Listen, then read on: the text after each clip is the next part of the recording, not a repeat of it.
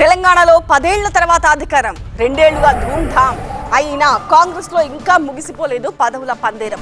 Jubilee hills ఉప ఎన్నికలు, ఆ వెంటనే స్థానిక ఎన్నికలు, ఇలా కారణాలు ఏమైనా కాస్త కామైపోయిన ఆ అంశం ఇప్పుడు మళ్లీ రాజుకునేలా కనిపిస్తోంది. రాజకీయ వర్గాల్లో కూడా ఈ ముచ్చట ఇప్పుడు చర్చనీయాంశంగా మారింది. ఇంతకీ తెలంగాణ రాజకీయాల్లో కలకలం రేపుతున్న ఆ ఇష్యూ ఏంటి?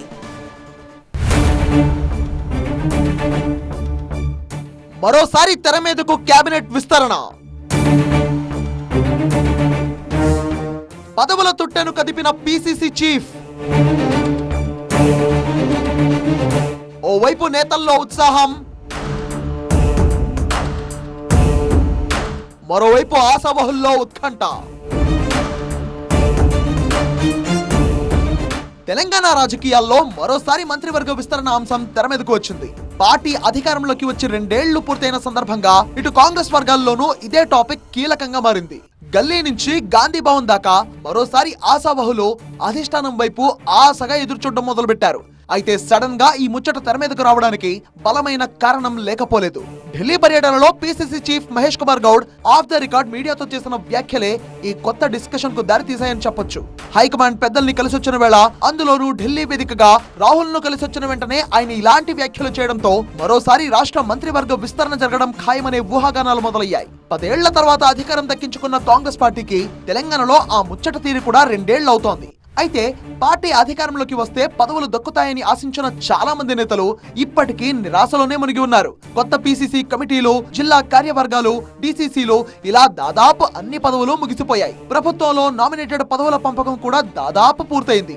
కానీ చాలా మంది ఆశావహులకు మాత్రం ఇంకా ఎలాంటి అవకాశమూ దక్కలేదు. ఇదే క్రమంలో 2 సార్లు మంత్రివర్గ విస్తరణ చేసిన అధిష్టానం ఖాళీ ఉన్న 6 తొలిసారి 3కి, రెండోసారి 1కి సామాజిక కోణాల్లో అవకాశం కల్పించింది.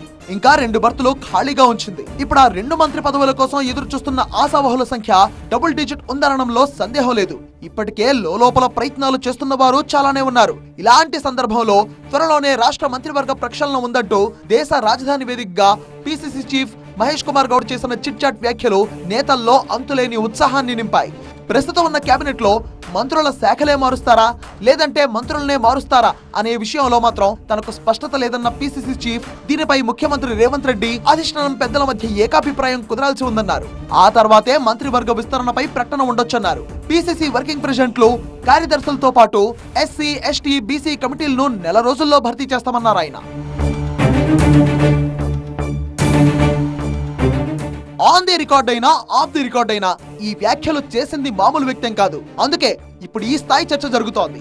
కాంగ్రెస్ లో గత 2 ఏళ్లుగా పదవుల రచ్చ కొనసాగుతూనే ఉంది. కాకపోతే జూబ్లీ హిల్స్ ఉప ఎన్నిక, ప్రస్తుత స్థానిక ఎన్నికల కారణంగా అది కాస్త తగ్గింది. అయితే ఇప్పుడు స్వయానా పిసిసి చీఫ్ మరోసారి పదవుల తుట్టను కదిపారు. అంతా రిలాక్స్ అనుకుంటున్న వేళ అటు ప్రభుత్వంలో, ఇటు పార్టీలో కేబినెట్ విస్తరణ చర్చ తెర మీదకు తీసుకొచ్చారు. దీంతో ఆ విస్తరణ ఎప్పుడుంటుందనే గుసగుసలు గాంధీ భవన్ వర్గాల్లో ఎక్కువైపోయాయి. మంత్రివర్గ విస్తరణ అంశం పలుమార్లు చర్చకు వచ్చినప్పటికీ ఇప్పటికీ స్పష్టమైన నిర్ణయం మాత్రం వెలువడలేదు. ఇప్పుడు మహేష్ గౌడ్ మాటలతో అధిష్టానం నుంచి గ్రీన్ సిగ్నల్ వచ్చే అవకాశాలు ఉన్నాయి అన్న అంచనాలు పెరిగాయి. దీంతో సీనియర్ నేతలతో పాటు కొత్త ముఖాలు కూడా ఆశగా ఢిల్లీ వైపు చూస్తున్నాయి.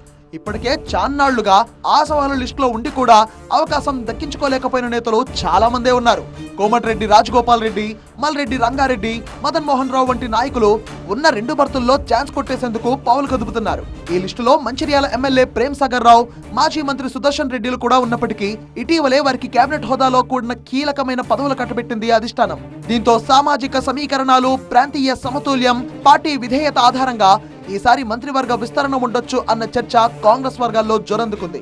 రాబోయే రోజుల్లో జరిగే రాజకీయ పరిణామాలు, ఢిల్లీ స్థాయిలో జరిగే చర్చలే మంత్రివర్గ విస్తరణకు దిశానిర్దేశం చేయనున్నాయి అన్న అభిప్రాయమూ వ్యక్తమవుతోంది. ఈ ప్రచారంలో నిజమెంతో తెలియదు కానీ మరోసారి కాంగ్రెస్ పార్టీ పదవుల తుట్టెను కదిపిందనే చర్చ అయితే జరుగుతోంది. మరి బలమైన వాయిస్ కలిగిన ఆశావహులకు నిరాశ కలిగితే వారి నిరసనను హైకమాండ్ తట్టుకోగలదా? అవకాశం ఇవ్వని పక్షంలో వారి ఆగ్రహ జ్వాలలను నిలువరించగలదా అన్నదే ఇప్పుడు చర్చనీయాంశంగా మారింది. ప్రస్తుతం ఆశావహుల జాబితాలో ఉన్న నాయకులు ఎవరికి వారే సొంత ఇమేజ్ కలిగి ఉన్నారు.